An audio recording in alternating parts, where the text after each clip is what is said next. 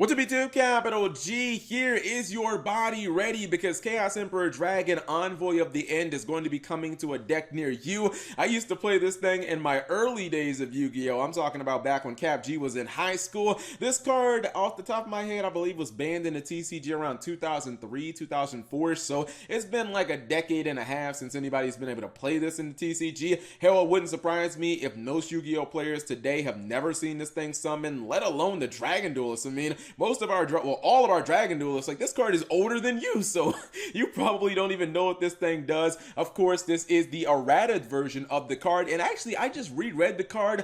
Honestly, it's pretty fucking ridiculous still. Basically, the only difference is the summoning conditions are exactly the same. You have the same type of effect where you send all the cards from both players' fields and their hands to the graveyard. The only difference is now this is the only effect that you can activate in that turn, but it's still an incredibly sacky card, especially if somebody makes a big board and then you happen to just top deck this and boom, you just essentially nuke the entire game a la Fiber Jar. This card is utterly ridiculous, and even if you're playing a Chaos deck like Thunder Dragons or Chaos Dragons, which Chaos Dragons have been getting a lot of support lately, they just got a really good card in Soul Fusion, the Primordial Chaos Dragon, which I forget exactly its name in the TCG, but this is a card where you still don't have to use the ability. I mean, you can just summon this and it's a 3000 beater for just a light and a dark, so this card is very similar to BLS in that aspect where you're getting a big ass body. I mean, hell, Burning Abyss, you guys know Burning Abyss, Second Light, Burning Abyss, they do play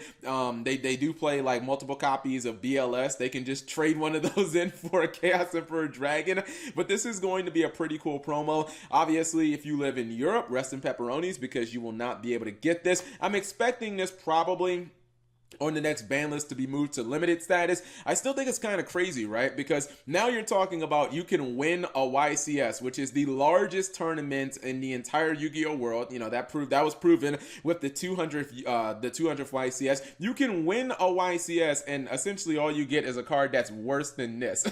You get a worse version of a card that even me, Cap G, I'm gonna get 2 copies of this because I have a subscription promo to the Shonen Jump. I actually have a couple of promos or a couple of subscriptions, so every time they announce a new promo I end up getting 2 of the card, whatever they choose. Really interesting. Now when it comes to Chaos Emperor Dragon, the old version, it's really interesting because there are not really that many printings of the card and they're all hollow. I looked it up on TCG Player. There's only like 4 printings. One of them is an ultimate rare. Obviously the card originally came out in IOC Invasion of Chaos as a secret rare, and it's gonna probably go up in price, but I mean, I guess I won't have to worry about it because I'm getting 2 of them. But what do you guys think? Are you excited to see Chaos Emperor Dragon come back in all his sacky glory? Are you going to run the card? Are you going to use it? Do you think it'll have any impact on the meta with decks like Thunder Dragon that can easily summon it? Leave it in the comment section below. Thank you guys for watching. As always, subscribe if you have not already. Turn on that notification bell for daily videos and check out these other videos I know you'll enjoy.